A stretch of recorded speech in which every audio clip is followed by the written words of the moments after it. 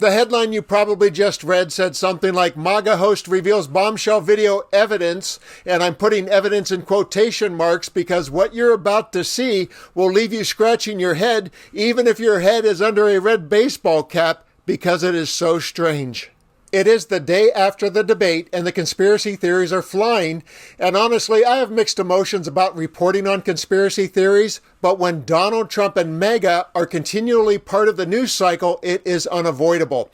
So against my better judgment, I will play the wacky evidence video for you in just a minute, but first, let's look at some of the other conspiracy videos circulating today in a piece that I will call Conspiracy Scene Investigation, Philadelphia. Here's our first bit of CSI footage, and let's call it Exhibit A. It introduces you to the character that is Greg Kelly, the MAGA host on NewsMax, who is the architect of the wacky evidence video you'll see soon. I say character because Kelly is like a cross between Ted Baxter and now continuing with the news and Howard Beale. I'm as mad as hell, and I'm not going to take this anymore! And in his post-debate meltdown, he said the ABC moderators rigged the event and mentioned a very expensive conspiracy associated with Kamala Harris's ascent. So, I am absolutely disgusted by what we just witnessed. What we saw, I believe, was a $5 billion or so culmination in creating this illusion that Kamala Harris is somehow a competent, thoughtful, decent person. This was an illusion. The moderators, shame on them. Absolute shame on them. Greg, next time you mention a $5 billion conspiracy, please give us some context. You'll get more of Greg in just a few seconds, but until then, my CSI Philadelphia report continues with Exhibit B. This is a video shared by the Trump-loving New York Post that showed a conspiracy enthusiast suggesting that Kamala Harris's earrings contained a Bluetooth speaker and she was being fed answers. The New York Post acknowledged that it was from an alternative news source, but still shared the story because, after all, they cater to the MAGA base. Now, I thought to myself, maybe she's wearing earpiece, but nah, who would be dumb enough to do that, right? But these are pretty interesting looking earrings.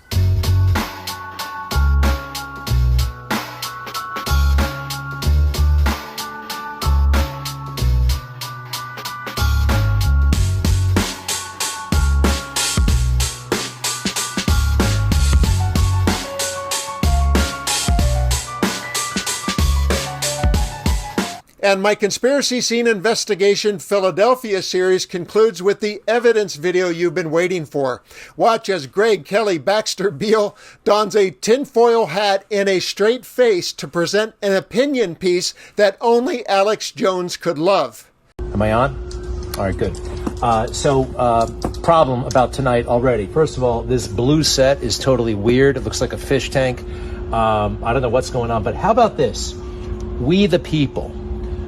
We the people. Preamble of the Constitution, right? Well, okay. First of all, it's slanted. That's weird. But the other thing, we the people, some dumb New Yorker article came out about 5 years ago that said those are the most powerful words in the English language. The DNC took those three words, DNC 2020, and made it the theme of the convention. We the people. We the people. We the people. We the people. The purple chick from soccer. All your favorite liberals. We're unfavorite liberals. We the people, we the people. And again, look at this again. We the people. I think it is a nod to the Democrats, huh? What else is new? So let us review. Greg Kelly hinted that blue, probably the most used color in politics and in television because it's screen-friendly, is a nod to the Democrats. And he said that we the people, the famous headline in this country's most famous document, is an obvious nod to the Forgotten Convention theme of 2020. Obvious to him maybe, but here's a famous non-Democrat in his signature blue suits that has leveraged the We the People document many times since 2020.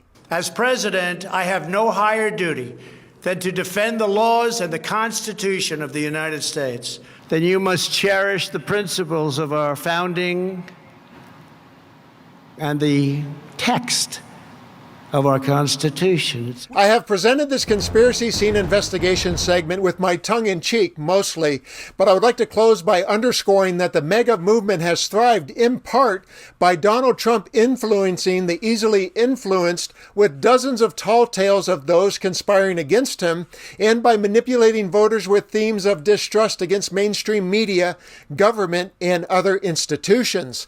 The resulting division and loyalty has served him very well. History shows us that not every conspiracy theory is false, but recent history shows us how they can be weaponized by a slick politician and so-called newscasters.